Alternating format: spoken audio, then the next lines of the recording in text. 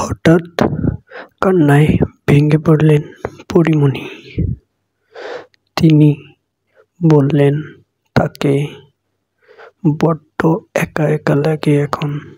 তিনি আগের মতো আর সিনেমায় কাজ করতে পারেন না, আগের মতো কোনো কাজে মন বসাতে পারেন না, আগের মতো খাওয়া দাওয়া কোনো কিছুতেই মন বসাতে পারেন না।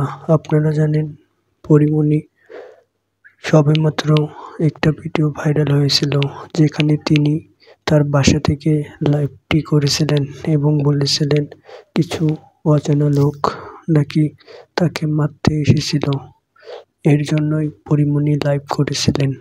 আর তার পরেই কিছুদিন পর পরীমণি তার ফেসবুক পেজে একটা স্ট্যাটাস দিয়েছিলেন যে আহারে জীবন, কতই না কষ্ট আমার এই জীবনে।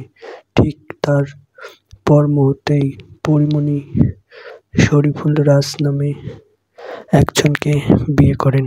বিয়ে করার পর তাদের ঘরে একটা ফুটফুটে পুত্র সন্তানের জন্ম হয় এবং তার কিছুদিন পরেই শরীফুল রাজ পরীমণিকে ডিভোর্স দেন এবং সেই ডিভোর্সের পরে পরীমণি বড্ডভাবে একা হয়ে যান এবং তার পরেই 2 থেকে 3 মাস পরেই তার নানু ভাইকে হারান এবং নানু ভাইকে হারিয়ে পরীমণি আরও বড্ড একা হয়ে যান এবং তিনি তার ফেসবুক পেজে লিখেছেন, নানু ভাইকে হারিয়ে আমি বড্ড একা হয়ে গেছি।